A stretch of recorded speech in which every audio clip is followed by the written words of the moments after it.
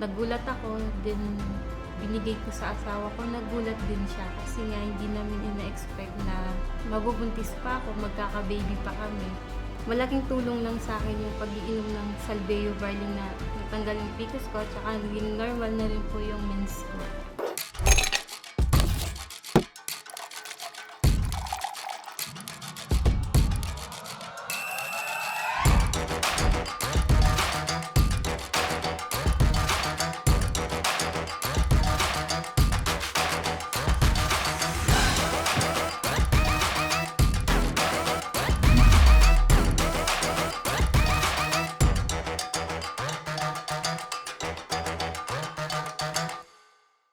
Ako po si Bernadette Cool, 30 years old, nakatira sa Lacandulang, Mabalacat.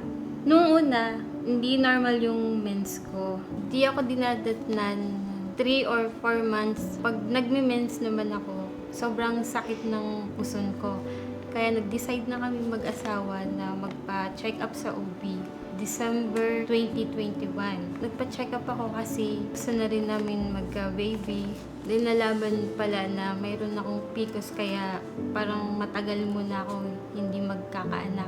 Nagulat ako, hindi ko ina-expect na magkakaroon ako ng PCOS. Niresetahan ako ng doktor.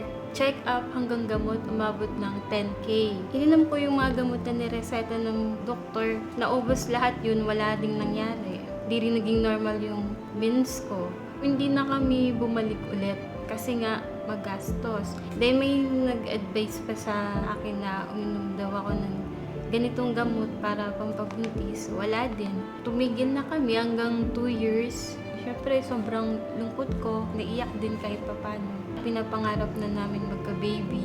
Then, yung asawa ko nga, sabi niya nga sa akin, bumili siya ng Salbeo Barley. Yung binigay sa akin ng asawa ko yung trial pack, parang ayaw ko pa i-try, hindi ako naniniwala. Pero sa pangungulit niya, yung trinay ko na nga siya hanggang lagi niyang nire-remind sa akin na inumin mo yung Salbeo Barley, malaking tulong yan. Ininom ko na siya, 2 scoop, tsaka malamig na tubig. Hanggang sa nasanay ako, every morning, every day, iniinom ko siya. Then, March 2023, ako uminom ng Salbeo Barley. Then, April 5, nag-start na yung mens ko, tuloy-tuloy. Pagdating ng October 5, nag-PT ako, nagulat ako, then binigay ko sa asawa ko, nagulat din siya. Positive talaga siya. Hindi pa talaga kami parang totoo na ba to?